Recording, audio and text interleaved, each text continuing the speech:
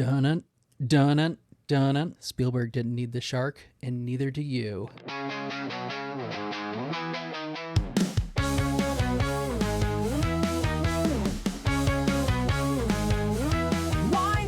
Welcome to the Why Not Leadership Podcast. Lead like people matter. No buzzwords, no bullshit, just real conversations about what leadership looks like when people are the point. I'm Ryan Sailstad, creative strategist and creator of the Why Not Leadership Method. I believe that when you lead with people at the center and creativity at the core, you can solve just about anything. This week, we're talking about how smart leaders know when to pivot and when to stop dumping resources into the shark that's already sunk. And I'm not doing it alone. I'm Rory Sylvia, creator of the RIDE framework and builder of teams that go from leader-led, where the manager is the backbone, to team-driven, where your ways of working are co-created by your team. Because if everything falls apart when you're out of the room, you don't have a team.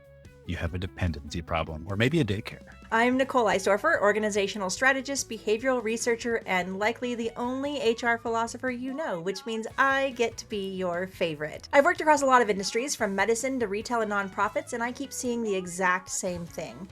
We say people are our greatest asset, and then we keep designing systems that treat them like they're the problem. I'm the person who's not afraid to raise their hand and ask the questions everyone is thinking.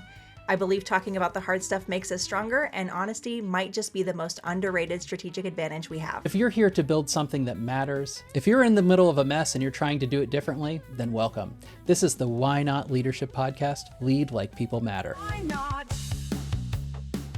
Let's start with a story about sunk cost, creative pivots, and a rubber shark named Bruce. It was 1974. Steven Spielberg was 26 years old, directing Jaws, his first major studio film. The studio built him animatronic sharks, and they were supposed to be the stars of the movie. But here's the thing. The sharks weren't made for salt water. They shorted out, they froze, they sank. They were shooting on open ocean. Boats drifted, actors got seasick, and equipment failed. The 55-day shoot stretched into 159. Spielberg thought his career was over. This is where most people would panic. I'd probably panic. Blame the tools, blame the people, call it doomed, whatever. Maybe sit down for 6 months, try to fix it, and say, no, we just need to wait until the shark's fixed. But Spielberg and his team were able to pivot. They did something really smart. They shot everything from underwater. They let the idea of the shark do all the work. Shadows, splashes, just a fin, and that now iconic 2-note score from John Williams. He used tension, not technology, and suspense to really create the spectacle, to make this iconic moment in film. And the result, the shark only appeared on screen for 4 minutes. But those 4 minutes changed cinema. It invented the blockbuster. It made me afraid to go in the ocean, and probably you too. And it worked because the plan failed. The shark broke, but the story actually got better. And that's why we say you don't need the shark. So I've been thinking a lot about how the sharks show up in workplace culture. You don't mean the leaders, do you? Not in this case.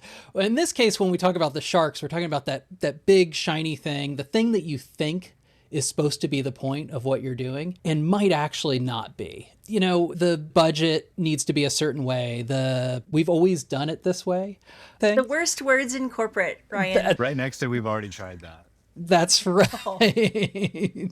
The thing that you're thinking is the most important thing.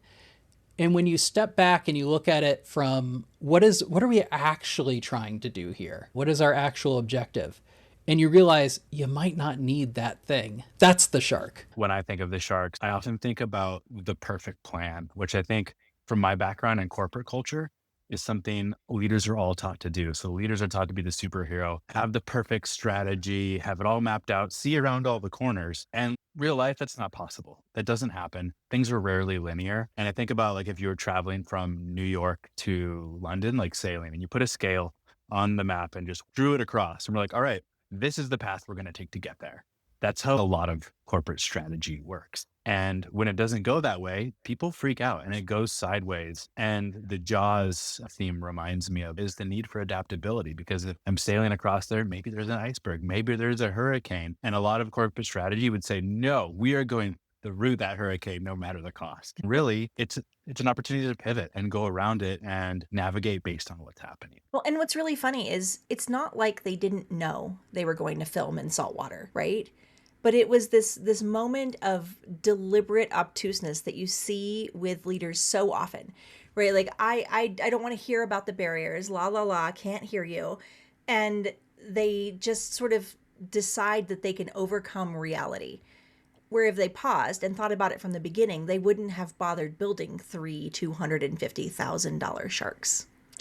How do they do that better? Listen to people.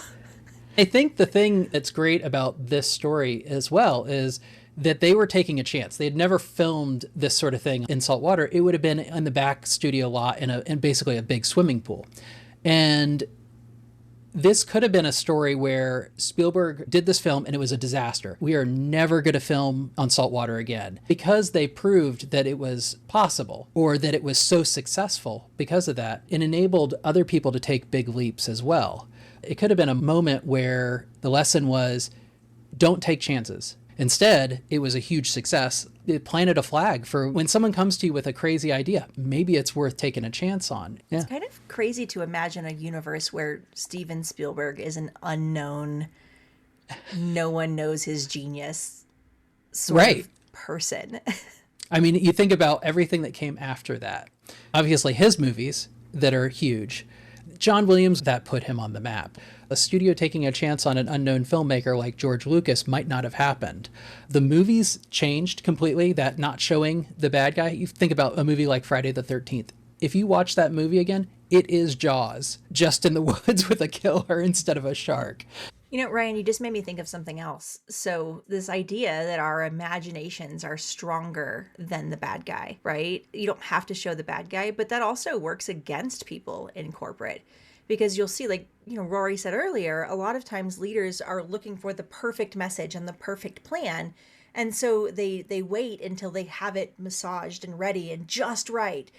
Meanwhile, everyone on the team already knows something's going on. They can already feel the energy shift. And they don't know what it is. So they're inventing their own stories. They're throwing their own sharks in the back of their mind. The boogeyman is, going to jump out of the closet any moment. And so the leader actually makes the shark scarier by not saying anything. That's a good point. It also leads to innovation. In this case, they hit a roadblock and they had to innovate. Like you said, it created a new way of doing a thriller in a movie and scaring people and engaging us. And it's great when you have things that force innovation. I think the hard corner to turn for teams and organizations is embedding that kind of mindset into your ways of working from the start, because there's all this innovation waiting to happen, but you can't do it with a perfect plan. You have to set up your ways of working to support that, which might be having a strategy that's, here's our goal.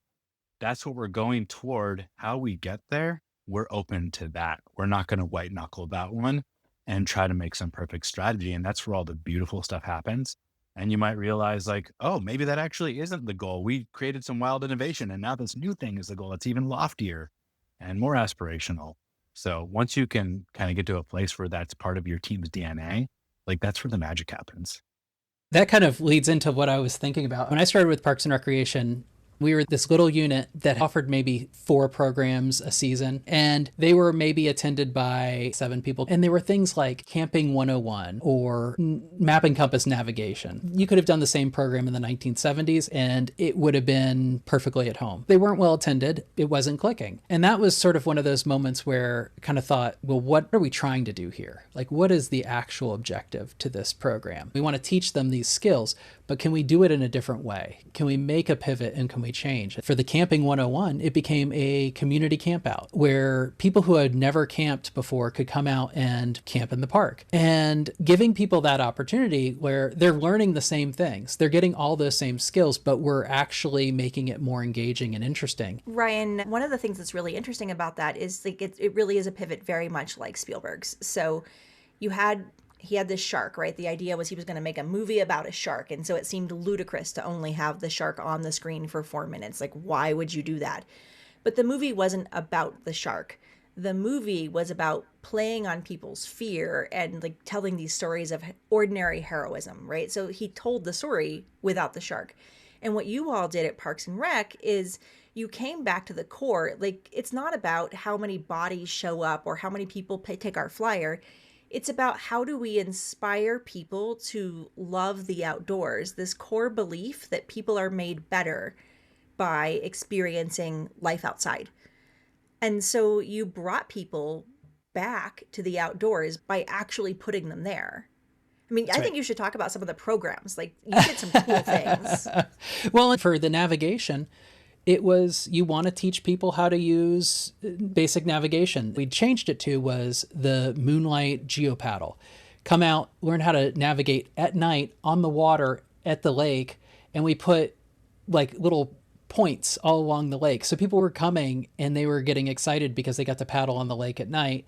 And then we taught them a skill that they could leave with. Once again, looking at the objective and looking what are you actually trying to do? Spielberg was trying to create a movie that scared people. And the freedom that as a leader, Spielberg gave his team, the editor, she's owed a huge credit to how he didn't know what to do with the movie when it was done. He was like, I think we're going for this angle. And he just handed it to her. She shot where the head comes out. She shot that in her swimming pool because they needed it. And trusting John Williams, now we've got baby sharks stuck in our head and we can thank the shark not working.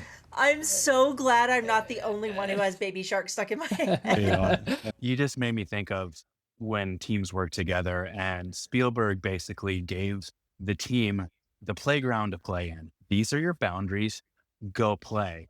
But then part of that also needed to be, these are your decision rights. John Williams, do your thing. You're the expert. I'm not going to tell you how to write the score for this stuff. I don't know anything about that. You're the expert. The woman you just said that filmed that scene in her swimming pool. Yeah, figure it out. You have decision rights over this. It's so important for teams to be able to do that at the role level, making role charters. This is what this role exists for. These are your accountabilities, responsibilities. These are your decision rights. Within that, do whatever you want. And that empowers people to actually do things. They don't have to ask for permission. They just get a creative idea. Oh, I wonder if this would work. And they're like, yeah, let's go do it. Yeah. They don't have to go wait for their next one-on-one to get permission from the manager. They just run. And it makes teams move so much quicker and just leads to better outcomes than having this one person that's like the backbone who you have to go to for all the wisdom. And then even going another click down of to like managers, we promote doers into managers of teams. And then all of a sudden, like they have all the wisdom in the world. Everyone come to my one-on-one and I'll crack little eggs of knowledge on you. That's absurd. Like, I don't always have the best ideas. I like to think I do, but I don't. So like, let people go play, give them their power and let them run. Exactly. Yeah.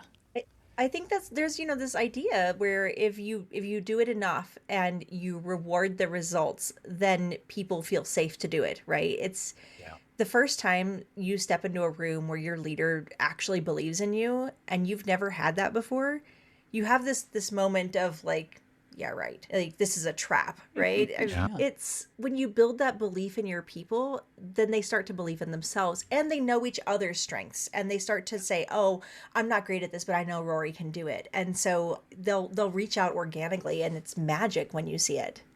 Yeah. It really is. We can look at the big goal and move beyond that. We can touch those untouchable third rails. But it's interesting that I ended up with a story about communication, right? The obvious answer is more marketing or flyers. And when I think about the shark story, the obvious answer is if you're making a movie about a shark, you have to have a shark, right? That's obvious. I want to see it. Yeah. Right? Yeah. We had one of those moments at work a few years back. I was working with a medical clinic and they were having problems with patients showing up on time. And I don't know how familiar you all are with medicine, but when a patient is late, it has a lot of downstream impacts. I mean, doctors are like back to back to back to back to back. This is what insurance regulation has done to us in our country. And so patients being late is a major problem. And the clinic is measured on timely rooming of patients. And so the patient's late, there's all of these things that people get really upset about because they show up on their performance reviews. So I came in and we were looking at it. And the really obvious thing was like, well, let's just add a reminder system, right? That's our habit. It's what we've always done. Oh, people aren't doing what we want them to do. Let's remind them. Let's drive them crazy until they do what we want. Before we decided on how we were going to communicate with patients, we did a quick poll and was like, how do you prefer to be communicated with? And if you think about that, there's an assumption there, right? We've already landed on the answer is communication. And one of the patients, thank goodness, was a sassy little 80-year-old lady. And she was so funny. She said, well, you can call me, but my problem isn't that I don't know I'm coming. I know I'm coming. I'm just always late because I can't find this place. It's like, wait, what? She's like, yeah, I've been here 20 times and I get lost every single time I walk in this building. Oh. And so we just did a actual walk a mile in the patient's shoes moment where we walked and said, okay, if we don't know this building, how do we know where we're going? And the answer was we didn't. The wayfinding was absolutely out the doors awful in the building. So we strapped a GoPro to someone's head, had them walk through the building on a weekend so we didn't get anyone else in the shot, and just sent the video with their appointment reminder. This is what it looks like to walk to the clinic. And it solved the problem. That's sort of where you were in that moment where you were so close to the problem that you needed someone to kind of be far away to kind of go, you've actually got a shark here. I'm just always going to go to Teams because that's what I'm obsessed with. It makes me think of how you have managers of teams and maybe they get their employee survey, their yearly thing. And they're like, oh, you got to do all these things. And they're like, oh, things aren't working. I'm a terrible leader. I'm getting my validation there. That's just me. But then they will often decide what the fix needs to be. And I think your story illustrated this, Nicole. It's actually just stop, bring everyone in and ask them what's working and what's not working, get alignment and a shared consciousness around the current state. And then once you've identified like the biggest problems, maybe it is communication. Great. Now we can design that solution together versus the manager assuming that they need to have all the answers. And everything's so much easier when you just involve the team or involved the users in this case to get the solution that you need. Like you waste a lot less time and you build trust. Well, and there's this moment of perception, right? Because we came at it from this almost corrective lens, right? Like, what's wrong with these people that they're not showing up on time? Right. And then it was, wait, no, what's wrong with our system? You said the assumptions. The assumptions are always kind of the enemy there. The being able to pivot away from what your natural assumptions are to make something better. You have to do that. That's a fantastic lead into Rory's story. So my story is personal, not work related. And it goes to parenting because I'm a parent of two right now. I have a 9-month-old boy and an almost 4-year-old daughter. And so my daughter, Ari, has a new best friend at school, Lucy. And this is like true love best friend status where all she talks about is Lucy. I drop her off at school. She doesn't even want to hug anymore. She just bolts for Lucy. And so we're fairly new to Arizona within the last year. So we're trying to make friends still. And we went on one play date with Lucy and her parents at like an independent location. And it was really good. And we're like, oh, our parents are awesome. Cool. New friends. This is what we need.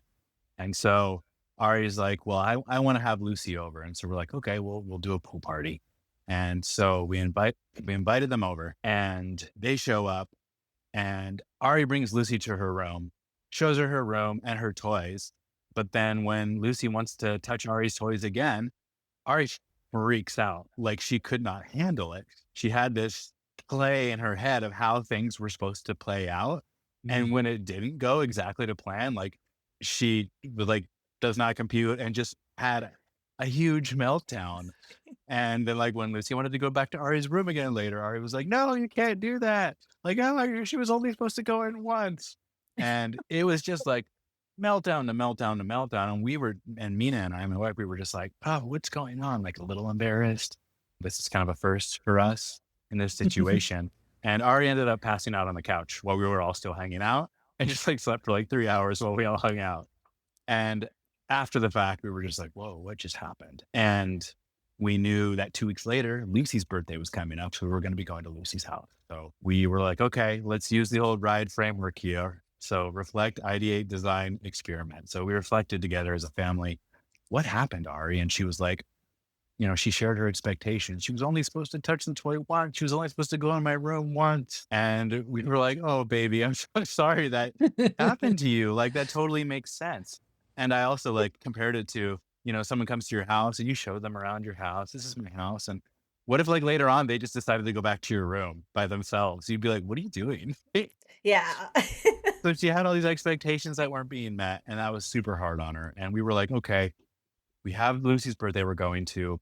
How can we make this better next time? Because the goal is just to have fun. Mm-hmm. And so we talked about what worked and what didn't. And with that goal of having fun in mind, we're like, okay, we need to be more flexible next time with what happens and just go with the flow. And so we thought of how we could do that. And so we started practicing with Ari, talking about what sharing is more, talking about what it would be like at someone else's house with their toys, and guest rules are different for every house. And with her little brother, we made her start sharing one different toy with him every day to start getting more used to doing that, because she's the oldest. She's not used to sharing. That's really hard for her. And so the experiment we designed for this was like, okay, we're going to go into this with zero expectations this time, parents included, because we were kind of like caught flat-footed. And so we went to the birthday last weekend.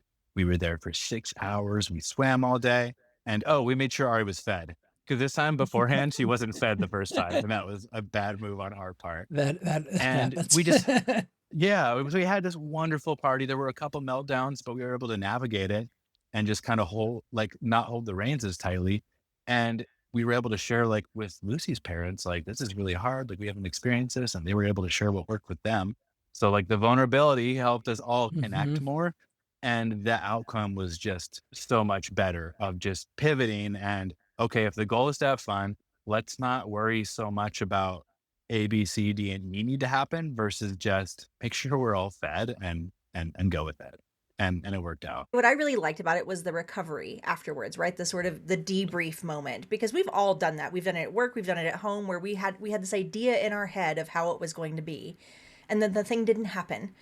And so now we're disappointed and we're sad, and disappointed and sad usually come out looking like angry. And I mean, have you ever done that, where you like shown up and you gave your boss this amazing project that you spent all of this time and effort and energy on, and you interpreted what they wanted a completely different way than they interpreted what they told you?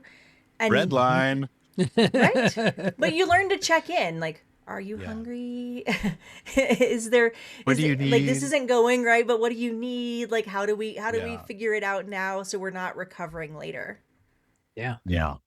I started thinking about how in teams often we conform to the manager, which is absurd. Like, the manager didn't want it just that way, so they got to red line everything, versus, again, going back to that, I trust you as a person doing this work. You have decision rights to do this thing.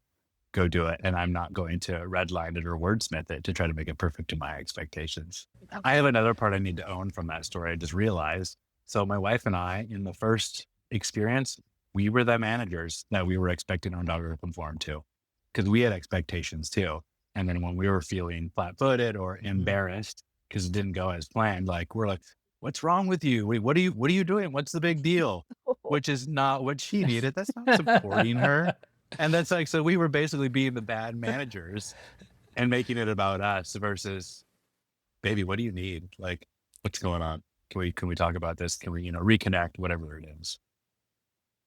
I think we've really all good point. I bet we've that all happens a been lot. there. It's easy to do. Yeah.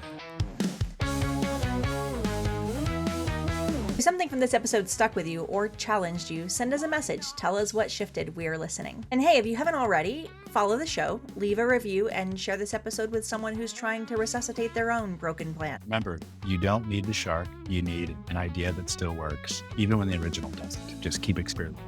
See you next time. We should have gone, you don't need the shark. You don't need the shark. You don't need the shark.